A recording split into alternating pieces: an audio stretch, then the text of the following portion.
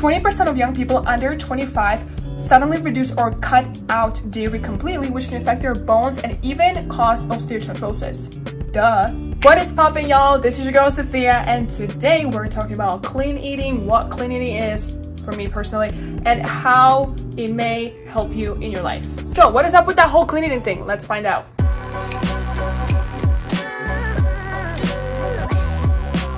The main idea behind clean eating is consuming freshly made food, avoiding refined sugars, refined oil, processed foods. Some people even may say that let's avoid gluten, let's avoid milk, let's avoid dairy, let's avoid this, let's avoid that, let's go vegan, let's stop eating in general, let's stop breathing oxygen. Breathing oxygen?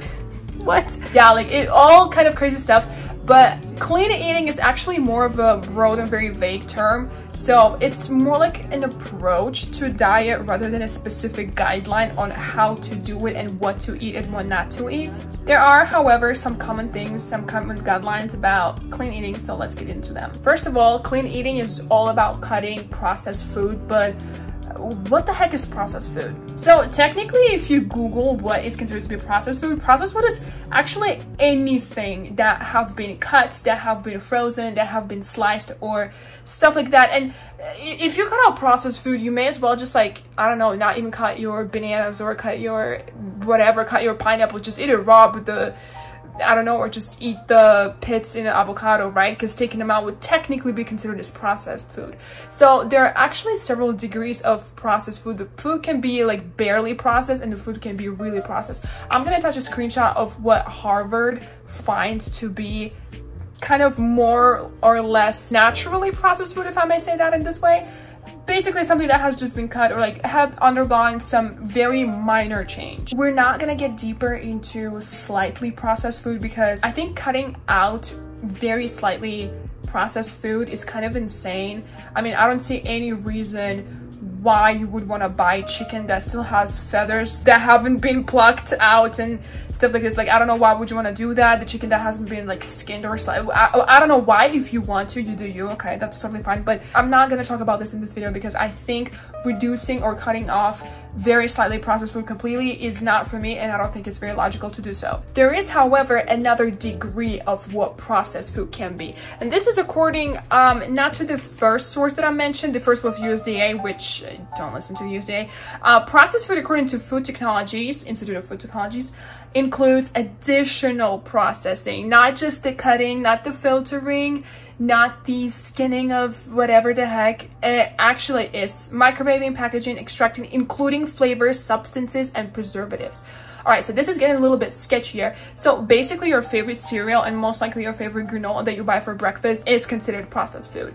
And most of the granola, most of the cereals that you see out there are very much processed. Like, they're not just medium level processed, they are ultra processed.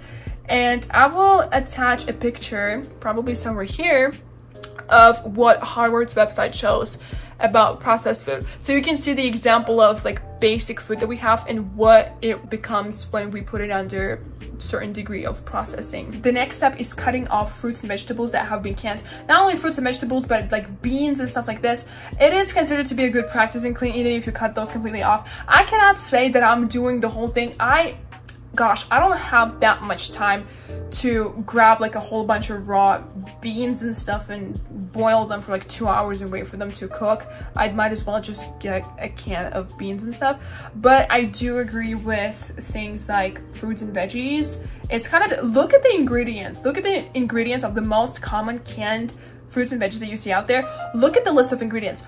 99% of them contain something that extends their durability. So the things, the chemicals that go into the canned fruits and veggies to preserve them actually are pretty bad for us. And I will talk about one of those chemicals a little bit later. All right, the next one, y'all are gonna hate me for that, but refined oils. I have always felt a little sus about all this vegetable canola oil situation because I was like, why do you guys not just use olive oil or sunflower oil? It kind of seemed a little sketchy, so I always went with olive oil. And what I found out about the so-called refined oils, and that is actually the vegetable oil, it's canola oil, it's margarine, it's all that, pretty much all oil other than like olive oil, sunflower oil, also soybean oils and corn oils. The reason why this refined oil are dangerous for us and actually lead to heart disease, actually most of the heart disease that happens in the US, or I'm pretty sure in Europe at this point, I'm pretty sure all over the world in this point, okay? So most of the heart diseases and stuff that happen to people, a lot of them happen because of refined oils. That should tell you something. So the thing is, when we're talking about refined oils, there are multiple chemicals that are pretty dangerous for us. One of them being hexane. Hexane is used in those kind of oils to refine them and yada yada yada, deodorize, filter them and everything. And this very chemical is used in, drumroll, dun dun, industrial cleaners and degreasers. What? In industrial clean? Are you kidding my life? I don't know, when I read it I was like, bro, this is ridiculous. Also, talking about hexane, the chemical I just told you guys about, can be found in a lot of vegan products.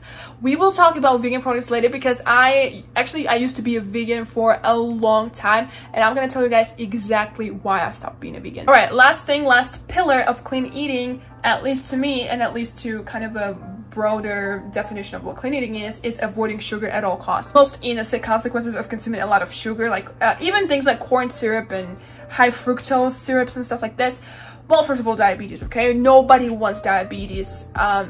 Yeah, nobody wants diabetes. Weight gain, that's pretty obvious, but people still forget about it. Heart disease, even some like brain diseases can also be related to consuming sugar. Some types of cancers are also caused by an excess consumption of sugar. There's a lot of things that prove that sugar is not good for you. So cutting it down or cutting it out completely can change your life. Let me tell y'all what clean eating actually can do for you. First of all, if you've ever experienced fatigue during the day, especially when you like go to your Starbucks, get your white chocolate macchiato or whatever the heck, and then you get some like, I don't know, like bagel with something, or I don't know, just something that has a lot of carbs, something that has a lot of sugar, and then a couple hours later, like 2 to 3 hours later, you feel extremely tired, you want to sleep, and the other thing is you are hungry again.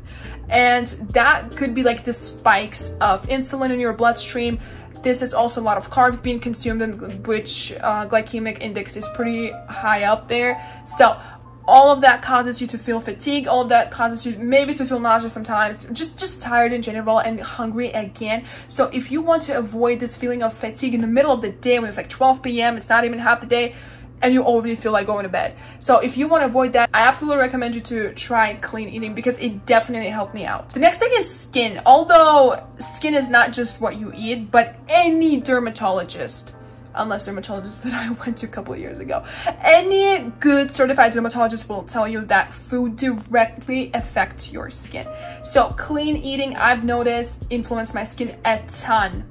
So if you want to see any improvement, try clean eating for 3 weeks. You will see your first significant results. Another thing is, if you want to lose weight, clean eating can definitely be a very helpful thing to do. Do not forget to not exceed your calorie limit though. If you do exceed your calorie limit, go do some exercises or just walk a bunch or just do something active that will help you to lose off those excess calories. All right, next thing is mood improvement, depression, anxiety. Actually, this is what my therapist, I used to go to a therapist, I don't anymore, but I used to go to a therapist. I had 2 sessions because I was like, therapy is not for me. Anyways, it's a whole different story. The thing I want to say is my therapist actually told me that your anxiety directly correlates with sleep, food, and exercise. And about food, I was surprised. I read this book, I don't remember what the name was, but it was pretty much talking about serotonin, the hormone of happiness, is literally being produced by your gut. Like your gut and your stomach, literally your stomach, directly affects depression, directly affect your anxiety, directly affect your mental health. So good gut, good state of mind. That's all I can say. Another thing is energy levels, and I haven't really noticed it until like I just started talking to my friends a lot and thinking about it. But a lot of the times when I tell my friends of what I've been doing today, what I've done today, they're like, are you serious? I feel like, how can you do all of these things in one day? I'm like, I don't know, it's just life. I know it can also be part of your character, part of your personality, because I'm a go-getter, I'm a high achiever, but trust me, when your energy levels are low, the question is not how many things you can do today, the question is how much faster can I get back home so that I can go to bed. Next thing is stronger immune system. I had never been a person with like incredible, amazing immune system, but I did notice that, okay, I used to be sick pretty often before, like years ago, but I've noticed for the past couple of years, for instance, last time I had COVID, I had it for like 48 hours, like for literally for 2 days, and I stopped. Like that's it. I didn't even really have any symptoms. I just kind of felt a little weird for 2 days and it was gone. Another thing is, not too long ago, my whole family got sick. My brother, my mom, my dad, everybody got sick. I didn't experience a single symptom. Like my brother got sick, and then like 2 days later my dad got sick, 2 days later my mom got sick. I've never gotten sick, never gotten sick. I was just fine, and I lived with them at that time. A lot of people kind of just ignore this whole immunity, oh, immunity, whatever. Immunity is super important. I know some people who get sick literally every couple of weeks, like every 3 weeks, like every 1.5 months they get sick. No matter if it's summertime, wintertime, fall, if it's summer, if it's spring, it doesn't matter. They just get sick all the time. I cannot imagine how you can just live life when literally every couple weeks you do not feel your best. Not only the life and things that happen in our life make us not feel our best every single day, but you also add on to it by being sick every couple of weeks. I do not, like, I try to avoid it as much as I can. Especially I'm thinking about, like, imagine if you have kids and stuff and they go to like primary school and stuff, and or kindergarten, and little kids get sick all the time because their immunity haven't been developed yet, so they get sick all the time. Imagine your sick kid comes back home every single time from a kindergarten, and they get sick pretty often. So kids get sick. Imagine your kids getting sick and you getting sick as well all the time, that your kid gets sick. Like what life would that be? What kind of life would that be? You literally cannot work on anything. Because I remember, like, when I'm sick, like, I cannot do anything. I just need to rest. I just need to go to bed. Everything hurts. Everything just feels horrible. I would never want to be sick, especially this often. So I think having a better immune system is an incredible advantage of switching to clean eating. All right, those are the benefits that I've noticed on myself ever since starting clean eating. But let's talk about the whole gluten-free, lactose-free, dairy-free situation. I used to be vegan for quite some time. I used to be a very strict vegan for quite some time. And I do want to say that if you are lactose intolerant, then no, you don't want to go that route, because if you're a lactose intolerant girl, you're a lactose intolerant, okay? That's something that happens, so that's fine.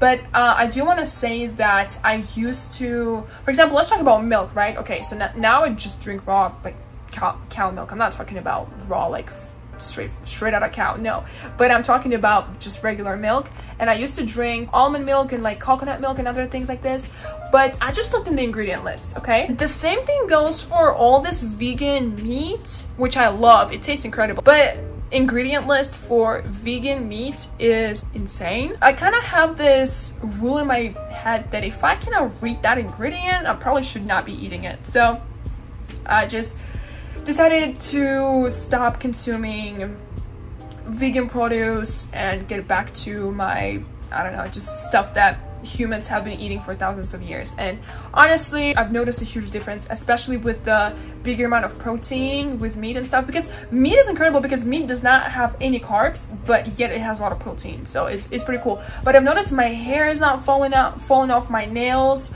everything is just like, my nails are super long, and those are my own nails, and they're not breaking. They're thick. They are PHICCCK thick.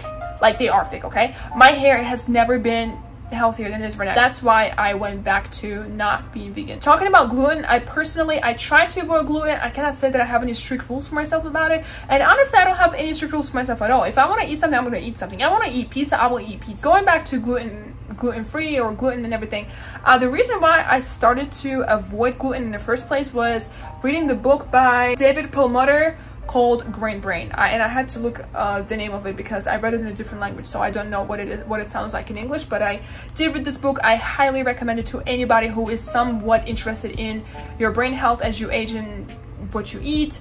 Anybody who is worried about just like their food, gluten, whether eating gluten is healthy or not, cholesterol levels, whether they actually influence anything or they don't, the myths we have about consumption of eggs. A lot of these things are in this book, so I do recommend it. It's an incredible read for anybody, and it's written by a medical doctor, not just some Instagram guru from internet. That is pretty much everything that I wanted to say. One thing I do want to mention again, I do not deprive myself of anything. If I want to eat something, I'm gonna eat it. I drink soda, I do eat things that would not be considered the healthiest or the clean eating-ish, but I do still eat them because I'm not going to deprive myself of anything. So I do follow clean eating, but not to the T. Sometimes once in a while I do allow myself to go and get a treat or go and get some pizza instead of Caesar salad. So that's totally fine with me, does not affect me. Again, just use the 80-20 rule, right? 80% of your diet needs to be clean, and 20% of your diet you do whatever you want to. Just don't eat other people, okay? That is everything for today. Thank you guys so much for watching this. I hope you guys liked this video, and I hope you figured something, I don't know, I hope you found something interesting in it, okay?